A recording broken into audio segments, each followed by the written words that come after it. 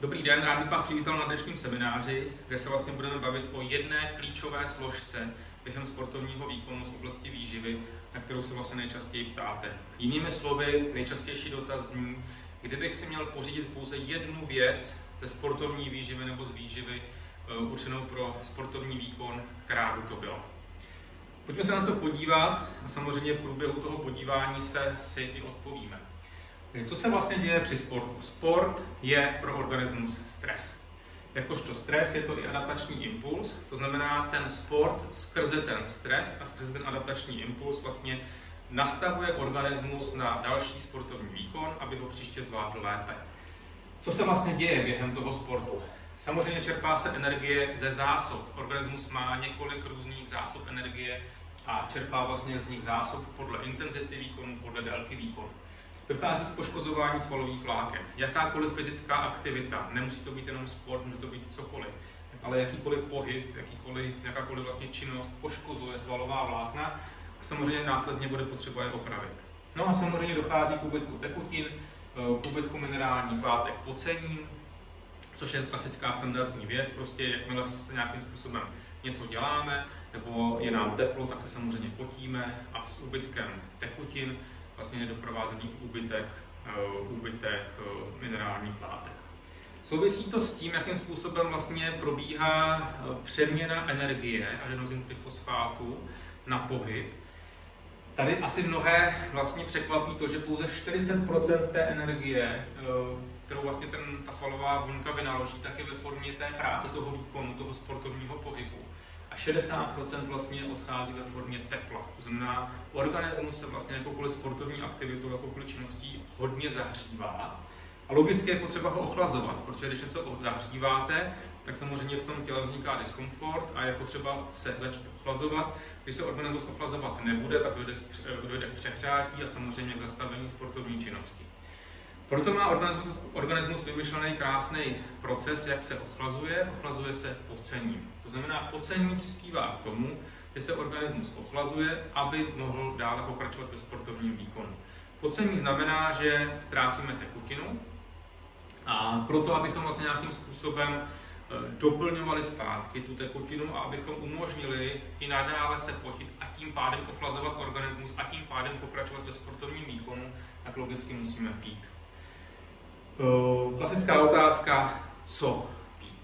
Takže neměli bychom pít příliš sladké nápoje, protože když budeme pít hodně sladké limonády, nebo ani nemusím říkat hodně sladké, prostě klasické limonády, které jsou na trhu, ty jsou hodně sladké, tím pádem jsou hypertonické. Obsahují hodně velké množství těch různých molekul, ať to jsou většinou molekuly samozřejmě sacharidů, ale i další. A tím pádem ten nápoj je hustý, je hypertonický, je nevhodný, protože pot je hypotonický, relativně řídký. Když vlastně vy budete do toho organismu doplňovat hustou tekutinu a bude vám z organismu vycházet řídká tekutina, tak samozřejmě pořád zahušťujete ten organismus vevnitř. Takže měli byste pít něco, co má stejnou hustotu, jako má ten pot, a to znamená něco hypotonického. Určitě byste neměli během sportovního výkonu pít sycené nápoje, protože sycené nápoje samozřejmě obsahují hodně plynu, to znamená, že se nenapijete tolik. Součástí toho jednoho loku, řekněme, tak je vlastně velké množství právě toho plynu, který není tekutinou. To znamená, že vlastně nepřijímáte tekutinu v tu chvíli, což je samozřejmě taky špatně. Díky sacharidům, které jsou obsaženy v nějakém tom nápoji, tak se vám vlastně i rychleji vstřebává voda, což je vlastně zase věc, která je prokázaná výzkumem. Čistá voda se nevstřebává tak rychle jako voda, která obsahuje zhruba asi 5% sacharidů. A samozřejmě během sportovního výkonu byste měli doplňovat minerální látky, právě protože o ně vlastně organismus přichází pocením. A tady v tom případě samozřejmě klíčový sodík, ale jsou tam i další látky, jako je třeba draslík, vápník, samozřejmě klasicky hořčík a tak dále. Takže je jednoduché řešení, jakým způsobem doplňovat právě ty tekutiny a vyřešit, co dělat, co pít během toho sportovního výkonu, tak je iontový nápoj.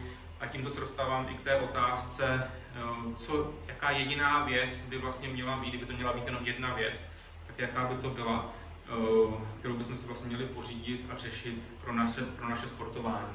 Je to určitě iontový nápoj, protože doplňuje tekutiny, to znamená podporuje pocení, doplňujeme minerální látky. Správný iontový nápoj samozřejmě v sobě obsahuje několik těch minerálních látek, které vlastně jsou zastoupeny v potu.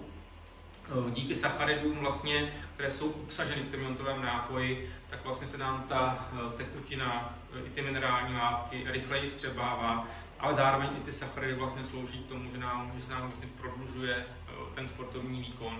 Byť těch sacharidů není příliš, správně, že jich tam není příliš, protože chceme udržet tu správnou hustotu, ale přesto tam nějaký jsou a přesto nám pomáhají s doplňováním energie během výkonu. No a samozřejmě, už jsme se o tom bavili, musíme ten iontový nápoj správně ředit, to znamená ředit ho hypotonicky, tak, aby nebyl příliš hustý, aby opravdu měl stejnou hustotu, jako má pot, a tím pádem, aby nedocházelo k zahušťování organismu. Jak jsme si vlastně řekli, iontový nápoj, byť obsahuje sacharidy, byť je tam má proto, aby se rychleji vstřebávala voda, tak to ale není o tom, aby jsme jich přijímali moc tím iontovým nápojem, protože o příjmu energie jsou jiné věci, například energetický gel. Tady vlastně vidět to porovnání. V gelu, který má zhruba asi 40 ml, máte 30 gramů sacharidů, takže relativně v malé dávce hodně sacharidů, zatímco v tom iontovém nápoji zhruba asi v půl litru máte 15 gramů sacharidů. Samozřejmě nebyl by problém udělat si ten iontový nápoj s větším množstvím sacharidů, ale v tu chvíli už by to nebylo hypotonické, bylo by to izotonické nebo nedej bože hypertonické, a v tu chvíli vlastně by vám to nepomáhalo s pocením a tím pádem ani ne s ochlazováním organismu. Takže cílem míchání iontového nápoje rozhodně není dát mu tam co nejvíc sacharidů, ale ponechat ho v hypotonické hustotě a vlastně umožnit organismu díky správnému ředění, aby se organismus potil a tím pádem ochlazoval. Tak a tady vlastně jenom o čem se to bavíme, když vlastně řešíme tu hustotu, tak vlastně osmolitá krve neboli hustota, řekněme, té krve, tak je nějaké číslo, a když ta látka, ten iontový nápoj, který vlastně budete pít, namícháte ve stejné hustotě, tak vlastně tomu nápoji říkáme izotonický nápoj. My doporučujeme nápoj hypotonický, což znamená, že je řidčí, obsahuje méně těch různých molekul v té vodě, než je uvedeno tady v tom izotonickém nápoji, respektive v té plazmě. A je to vlastně proto, že hypotonický nápoj má stejnou hustotu, jako má právě ten pot. Takže chceme-li doplňovat tekutinu stejně hustou, jaká z těla odchází, měl by ten nápoj být hypotonický. Naopak hypertonický nápoj je hustší než ta osmolita krve, než ta plazma. A tím pádem samozřejmě zahušťuje organismus a je to úplně špatně. Takže hypertonický nápoj rozhodně ne.